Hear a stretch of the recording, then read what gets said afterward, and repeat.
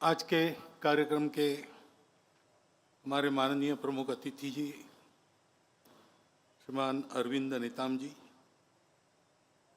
वर्ग के माननीय सर्वाधिकारी महोदय, विदर्भ प्रांत के माननीय संघचालक जी, नागपुर महानगर के माननीय संघचालक जी, उपस्थित विशेष निमंत्रित गण, नागरिक सज्जन, माता भगिनी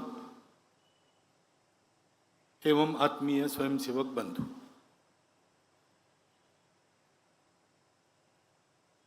एक विशेष वातावरण में ये अपना समापन कार्यक्रम संपन्न हो रहा है। संघ के स्वयंसेवकों के लिए शताब्दी समारोह शुरू होने के पूर्व का ये वर्ग है। 1.25 साल चल रहा है, वो पूरा होगा विजयादशमी को।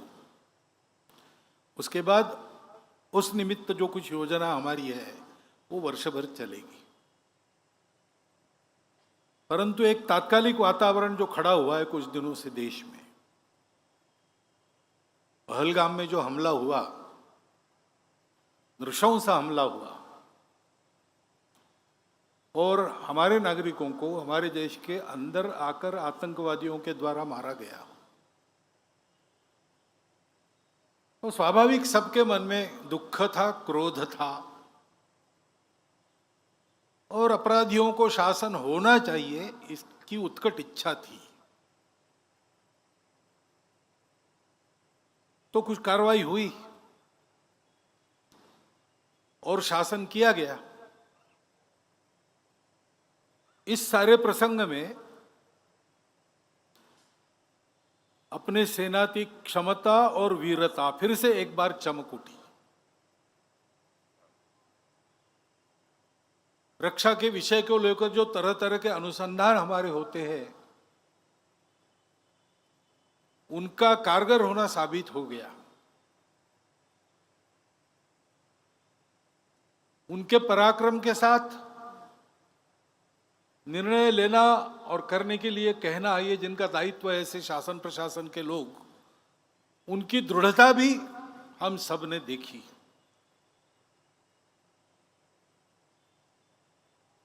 हमारे पूरे राजनयिक वर्ग में, सब दलों के राजनयिकों में चिर प्रतीक्षित एक सूझबूझ और आपसी सहयोग, देश के हित में सारे मतभेद भूलकर, इसको भी हम देख रहे हैं। और संपूर्ण समाज ने अपनी एकता का एक बहुत बड़ा दृश्य खड़ा किया है।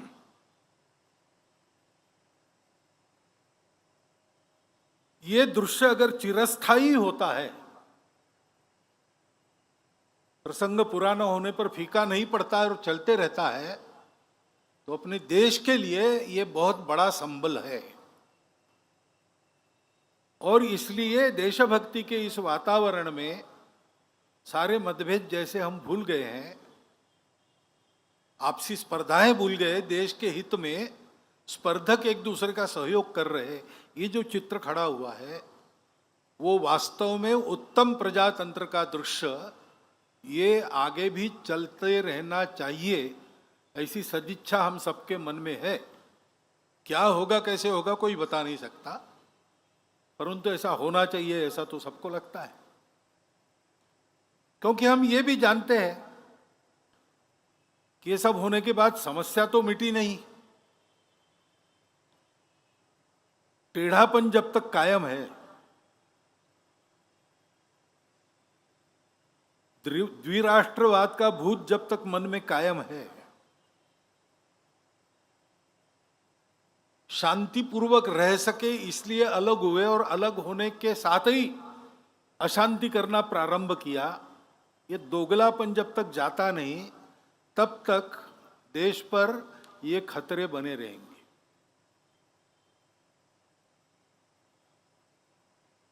हम देखते हैं युद्ध के प्रकार भी बदले, आमने सामने लड़के नहीं जीत सकते तो 1000 कट्स की पॉलिसी, आतंकवाद को सहारा देकर उसके जरिए लड़ना,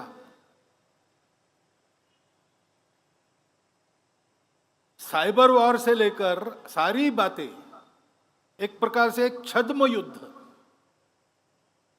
प्रॉक्सी वॉर, ये सतत चल रहा है।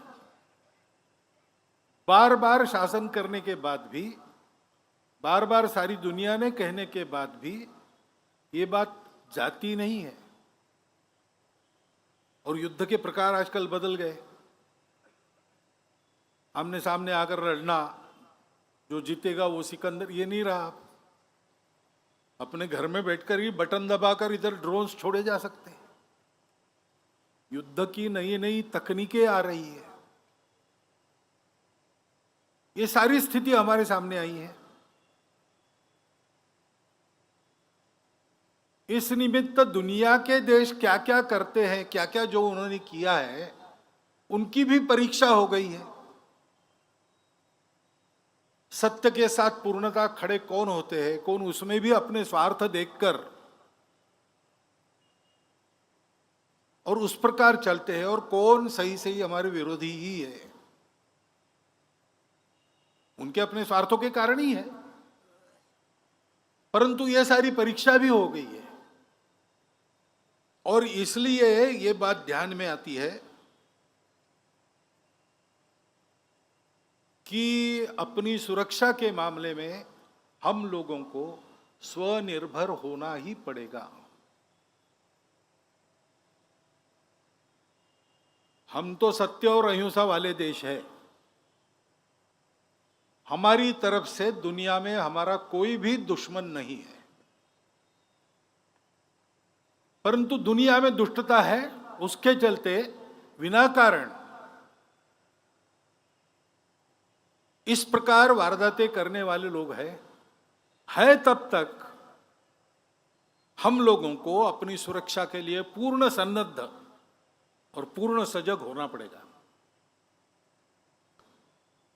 नई नई प्रकार की तकनीक, उसका अनुसंधान होना चाहिए। सेना प्रमुख ने कह दिया कि सारे अनुभव का हम भी विचार कर रहे हैं, हमको कहां कहां और आगे बढ़ना है, क्या क्या करना है, ये सब चलना चाहिए। सेना, शासन, प्रशासन, ये सब लोग ये करें, परंतु केवल इनसे नहीं होता।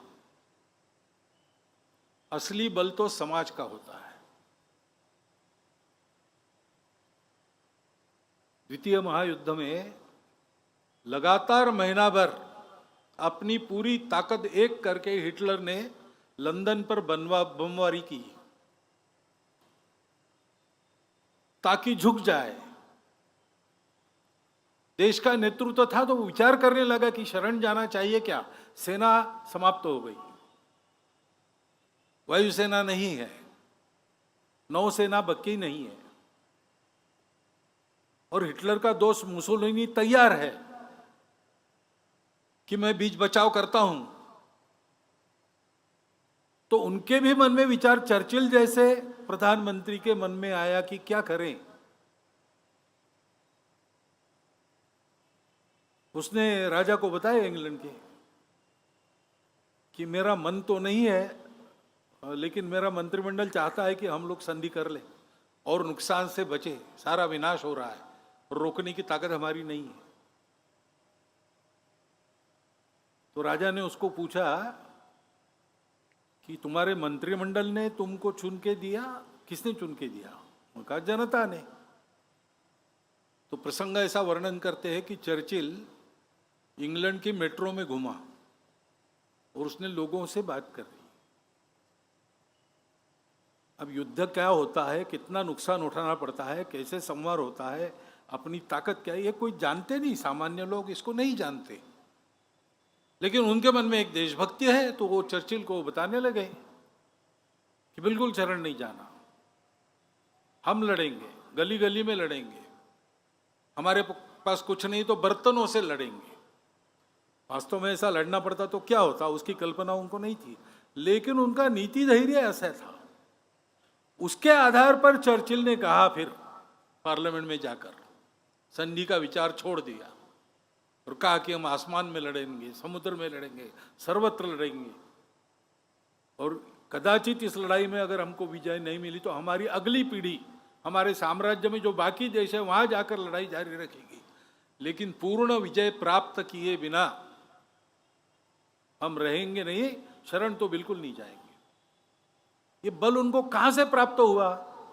युद्ध के बाद चर्चिल का अभिनंदन किया समाज ने। उस अभिनंदन में कहा गया कि Churchill is a lion of England. तो चर्चिल में उत्तर ने कहा कि मैं लॉयन नहीं हूं, मैं सिंह नहीं हूं। You were the lions, I only roared for you. आप सिंह थे, मैंने आपके तरफ से गर्जनाएं की। वास्तव में ऐसा ही रहता है। देश का असली बल उसके समाज का बल होता है, और इसलिए हमारे समाज को बहुत सजग रहना चाहिए, एक रहना चाहिए। हमारा देश विविधताओं का देश है, कई प्रकार की विविधताएं हैं और समस्याएं भी है, और कभी कभी एक की समस्या दूसरे के ध्यान में नहीं आती। एक के लिए लाभ की बात दूसरे के लिए नुकसान की होती है। इस सारे जंजाल में से देश के लिए एक निर्णय करना, एक प्रकार से चलना, ये बहुत कसरत हो जाती है, तार पर की कसरत। उसके चलते समाज में असंतोष भी रहता है, सब रहता है, ये स्वाभाविक है और वाजबी भी है। परंतु हमारे देश के हित के सामने ये सब हमारे लिए जायज नहीं है। हर हालत में समाज के किसी वर्ग की किसी वर्ग से लड़ाई न हो, ये हमको देखना ही पड़ेगा। आपस में सद्भावना का ही व्यवहार रखना पड़ेगा। भावनातिरेक में आतताईपन करना, जहां आवश्यक नहीं वहां झगड़ा निकालना, प्रतिक्रिया में कानून हाथ में लेकर चाहे जो करना, ये ठीक नहीं है। किसी भी एक जमाना था जब हम परतंत्र थे, शासक हम में लड़ाई चाहते थे, वो उपद्रवियों का साथ देते थे, इसलिए जो निरपराध लोग थे उनको लड़ना पड़ता था। लेकिन अब हमारा शासन है, भारत का शासन है, भारत के संविधान के अनुसार शासन है। तो समाज का आपस का व्यवहार करते समय हिंसा करना,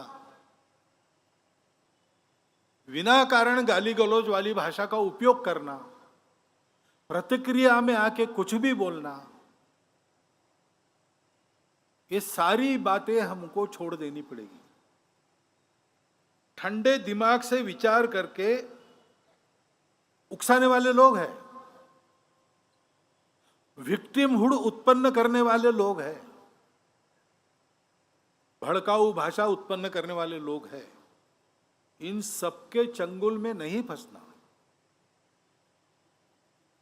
अपने स्वार्थ लाभ के लिए समाज में इस प्रकार की फूट झगड़ा चाहने वाले भी लोग हैं, और इस प्रकार का फूट झगड़ा हो तो भी सदियों से हम एक रहेंगे, ऐसे ओवर कॉन्फिडेंस में भी अपने स्वार्थ के लिए थोड़ा असंयम करने वाले लोग हैं।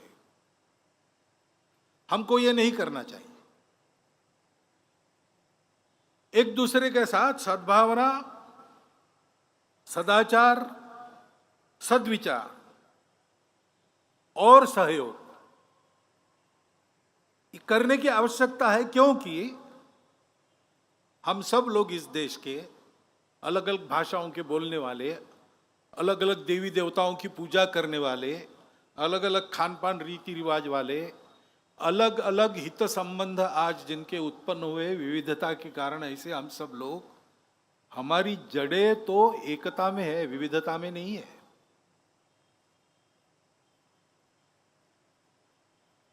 रविन्द्रनाथ ठाकुर ने कहा कि विविधता में एकता का परिचय देना और एकता के आधार पर विविधता का समन्वय करना सिखाने का काम ही भारत का प्रमुख धर्म, प्रमुखता से धर्म है।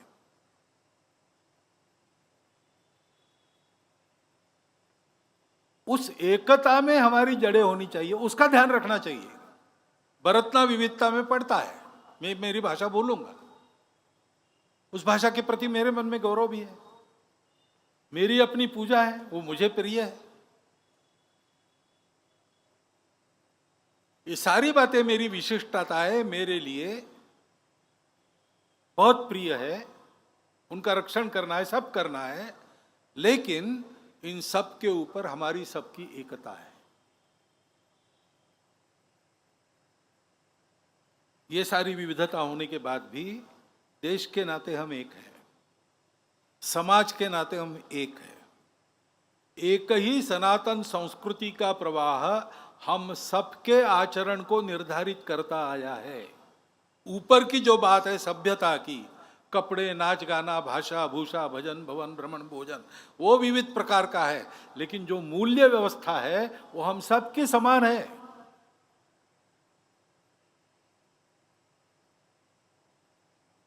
और पूर्वजों से हम एक है, हमारे कोई अलग अलग वंश नहीं है। ये भ्रम पैदा किया गया है अंग्रेजों द्वारा। हम सब एक है, हमको विविध प्रकार के लोगों को एक नहीं होना है। हम एक है, हम भूल गए थे हम एक है, हमको एक होना है। और वास्तव में सारा विश्व एक है, मानव एक है। उस एकता का भान सारी दुनिया को कराना है। यह हमारे सामने हमारे राष्ट्र के अस्तित्व का, हमारे भारत की नव स्वतंत्रता का, जो 15 अगस्त 1947 में हम स्वतंत्र हुए, उसका प्रयोजन क्या है? उसका प्रयोजन ये है। उसके लिए हमको तैयार होना है। विविधताओं को संभालते हुए, उनका स्वीकार करते हुए, उनका सम्मान करते हुए, एकता पर सबकी दृष्टि लाना और उसके आधार पर विकास का पथ मानव जाति का पुनर्निर्धारित करना, इसका उदाहरण भारत को दुनिया के सामने रखना है। दुनिया को उसकी आवश्यकता है। और इस दृष्टि से अभी जो बातें हमारे अतिथि महोदय के द्वारा रखी गई वो बड़ी महत्वपूर्ण है। हम सबको उसका विचार करना ही है। हम तो कर ही रहे संघ के लोग। विकास और पर्यावरण का विरोध क्यों होना चाहिए? दोनों साथ साथ चल नहीं सकते क्या? चल सकते हैं, लेकिन एकता का विचार मन में रखकर सारी योजना बननी चाहिए।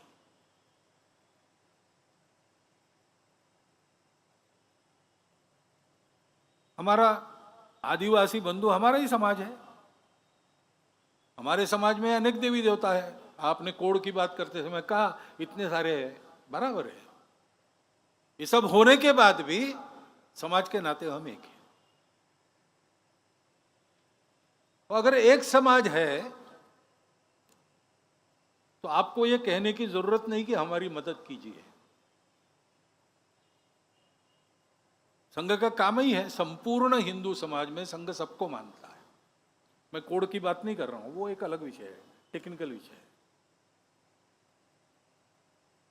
लेकिन समाज का ये अंग भी हमारा ही अंग है। उसकी समस्याओं में जितनी हमारी ताकत है उतना हम करेंगे। हमारा एक तरीका है। शासन के लिए आपने कुछ कहा, वो शासन के पास पहुंच जाएगा, परंतु शासन अपना काम करेगा। और कैसा करता है आपको ज्यादा मालूम है, आप रहे, इसलिए वहां हमेशा समय लगता है।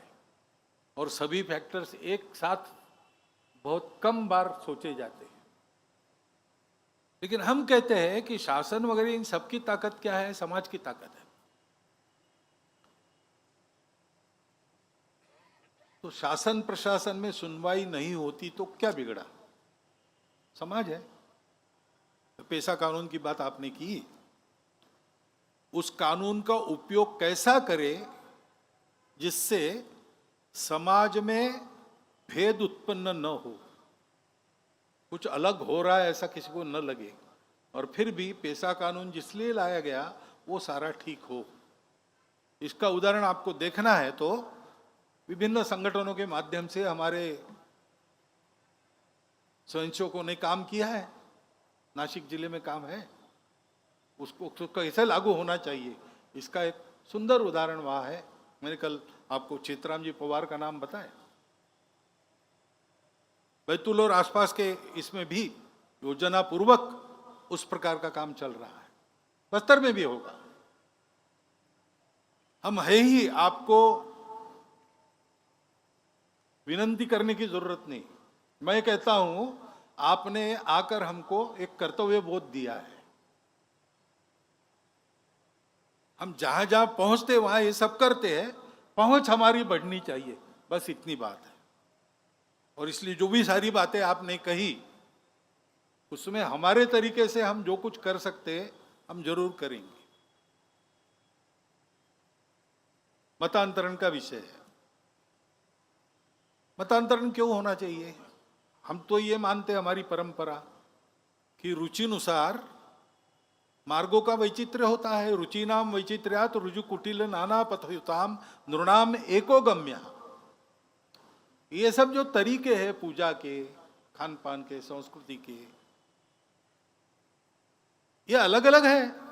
रुचि प्रकृति के अनुसार, अपनी परिस्थिति के अनुसार, अपनी सोच के अनुसार, ये बिल्कुल स्वाभाविक बात है। सब जाते हैं एक ही दिशा में अगर ठीक चाहे तो। बीच में स्वार्थ ना आए, बीच में विकार ना आए, इसको भुना के अपना उल्लू सीधा करने की बुद्धि ना हो तो कुछ बिगड़ता नहीं। सब एक ही तरफ जाने वाले हैं। ऐसा है तो फिर मतांतरण क्यों करना? आधान के गुलाबराव महाराज जी को पूछा मिशनरियों ने कि सभी रास्ते सत्य है तो ईसाई क्यों नहीं बनना? तो उन्होंने कहा कि अगर सभी रास्ते सत्य है तो ईसाई क्यों बनना? अपने मन से अगर कोई अपने पूजा का तरीका बदलता है तो हमारे यहाँ किसी ने ऑब्जेक्शन लिया नहीं है, मान्यता है। रोरन नारायण वामन टिळक हो गए। परंतु लोभ लालच जबरदस्ती से करना, ये सोच के या कह के करना कि तुम्हारा रास्ता गलत है, तुम्हारे पूर्वज गलत थे, हम तुमको सही कर रहे हैं, एक प्रकार से गाली हो गई। Conversion is a violence. हमने उसका कभी समर्थन, हमको पंथ संप्रदायों से कोई बैर नहीं है। ईसा मसीह, पैगंबर साहब, सब श्रद्धा है उनके बारे में, हम भी उस श्रद्धा में सहभागी हैं। परंतु अपने अपने तरीके से सब चलेंगे। और इसलिए ऐसे जो गए लोभ लालच जबरदस्ती से, वो अगर वापस आना चाह रहे हैं तो उनको स्वीकार करना चाहिए, क्योंकि इट इज करेक्शन। और इसलिए इन सब बातों में हम आपके साथ हैं। आदिवासी समाज कोई अलग समाज नहीं है। मैं तो कई बार कहता हूं कि हमारी संस्कृति जो जन्मी वो जंगलों और खेतियों में से जन्मी। इसलिए आदिवासी समाज हमारा मूल है। उनकी अपनी भाषाओं में जो तत्वज्ञान वो बताते हैं वो नासदीय सूक्त के पास जाता है। पर्यावरण के प्रति मित्रता, सब जगह पवित्रता देखना, पेड़ पौधों को पूछना, निसर्ग की पूजा करना, ये भारत छोड़ के कहां परंपरा है? ये भारत की परंपरा है। हम आज अपने आप को हिंदू कहते, हिंदू बने हैं, कहां से बने? वहां से बने हैं। और इसलिए अपने समाज का एक अभिन्न अंग मान के हमारी शक्ति पूरी लगाकर और हमारे अपने तरीके से हम समाज के बल के आधार पर काम करते हैं। हम काम करेंगे और ठेका तो हम लेते नहीं। हम काम करेंगे, यानी हम और जिनके लिए काम करना है वो सब मिलकर करेंगे। क्योंकि काम होने का तरीका यही रहता है, अपना भाग्य अपने को बनाना पड़ता है। नेता, नारा, नीति, पार्टी, अवतार, सरकार, विचार, महापुरुष ये सहायक हो सकते हैं, लेकिन 10 कदम हमको आगे जाना पड़ता है, तब 5 कदम ये पीछे आते हैं। ये आज की बात नहीं कर रहा हूं मैं, ये हमेशा ऐसे होता रहा है। सारे परिवर्तनों का कारण समाज है, और इसलिए अपने आचरण से, अपने उदाहरण से समाज में परिवर्तन का वातावरण उत्पन्न करना, ताकि समाज खुद अपना परिवर्तन करे, तो फिर नीतियों में परिवर्तन आना अवश्यम भावी है। धैर्य रखना पड़ेगा, अपना स्वतंत्र देश है, अब ये अपना समाज है। 1000 साल तक हम पारतंत्र में रहे, इसलिए हमको लड़ने की आदत हो गई, बगावत करने की आदत हो गई, तब वो आवश्यक था।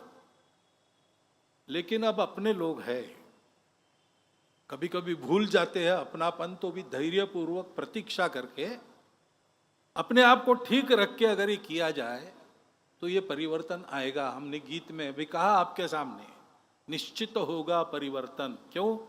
जाग रहा है जनगण मन। इस जनगण मन को जागृत करने वाला वातावरण बनाने का काम करने के लिए एक देशव्यापी कार्यकर्ता समूह का निर्माण करना, ये संघ का कार्य है, और वो हम कर रहे हैं। हम अपने पद्धति से करते हैं, अपने बलबूते करते हैं, किसी को पुकारते नहीं मदद के लिए, अपने आप जो आ जाए उसका स्वागत है, सबकी मदद करते हैं। इसलिए हमारी गति थोड़ी धीरे रहती है, हम उसको बढ़ाएंगे, लेकिन साइकिल की गति कार की गति जितने नहीं हो सकती, और जो हमको करना है उसके साइकिल ही चलानी पड़ेगी। लेकिन मैं विश्वासपूर्वक ये कह सकता हूं कि हम सब मिलके अपना भाग्य संवारने में लग जाए तो इन समस्याओं का निदान निकलेगा, ठीक से निकलेगा। धैर्यपूर्वक सतत प्रतीक्षा करते हुए काम करना पड़ेगा, और ऐसे सब कामों में हम सबके साथ हैं, हम हमेशा साथ देंगे, क्योंकि संघ इसी के लिए है। ऐसे कार्यकर्ता तैयार करने का प्रशिक्षण इन वर्गों में होता है। 98 साल से नागपुर में ये वर्ग हो रहा है, 27 में शुरू हुआ। समय के साथ बड़ा भी होता गया, स्वरूप भी तरह तरह से बदलता गया, लेकिन देश भर के ऐसे कार्यकर्ता इस वर्ग में से खड़े होते हैं, और उनके करने में से देश का वातावरण बदलता है, जिसका अनुभव आपने लिया है। 1925 में संघ स्थापना के समय समाज का मन कैसा था, वातावरण कैसा था, और आज संघ के 100 साल पूरे होते होते संघ के संदर्भ में समाज का मन कैसा है, वातावरण कैसा है। 4 दिन में हो हल्ला भड़का करके और कुछ कर दिया तो वो 2 दिन में समाप्त हो जाता है। सावरकर जी ने एक बार कहा था संघ के कार्यक्रम में आकर कि हम लोग काम करते हैं, हमारा काम मूसलाधार वर्षा जैसा है, आएगी बदाबद बरसेगी, 2-3 घंटे में और सब इधर उधर हो जाएगा और चली जाएगी। वो पानी भी बह जाता है, वो आर्द्रता भी सूख जाती है, उसका फायदा नहीं होता वृक्षों को, फसल को। आपका काम कैसा है, बूंद बूंद वर्षा होती है, वो जमीन में पड़े बीज को पोषित करती है, सोए हुए बीजों को अंकुरित करती है, और उसमें से फसलें खड़ी होती। संघ का तरीका ये है। इसलिए थोड़ा कभी लगता है कि आपने करना चाहिए, हम करेंगे, जरूर करेंगे, कर रहे हैं। वास्तव में आपने जो सारी बातें कही उसके लिए आपके सामने ही मैंने अपने कार्यकर्ताओं को कहा, हमको अलग से कमेटी बनानी नहीं पड़ती, हमारी कार्यकारिणी सब स्तर पर है, और सौभाग्य से संघ की सब कार्यकारिणियाँ सक्रिय लोगों की कार्यकारिणी रहती है, नाम की नहीं रहती। तो उनके साथ जैसे मिलना जुलना होगा, बातें आगे बढ़ेगी। तो आपको बिल्कुल डरने की आवश्यकता नहीं, हम सब है, साथ है, और हम सब ये करेंगे।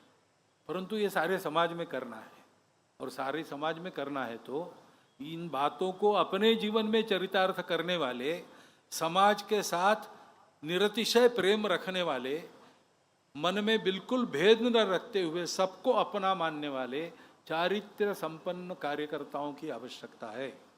और वही कार्यकर्ता निर्माण का काम संघ कर रहा है। उसका एक नमूना आपने यहाँ पर देखा है। मेरी प्रार्थना यही है कि ये काम केवल संघ का नहीं है, हम सबको मिलकर अपना भाग्य बनाना है। अपना भाग्य ने, हम सबका भाग्य ने, हमारे देश का भाग्य है, उसको संवारने के लिए काम चल रहा है। और इसलिए दर्शक की दृष्टि, कौतुक की दृष्टि केवल इससे नहीं होगा, प्रत्यक्ष सक्रियता की आवश्यकता है। अधिकाधिक सहभाग संघ के स्वयंसेवकों के साथ, देश हित में संघ के स्वयंसेवक जो काम करते हैं उसमें आप सबका रहे, एक अनुरोध मैं आपके सामने रखता हूं और मेरी बात पूरी करता हूं।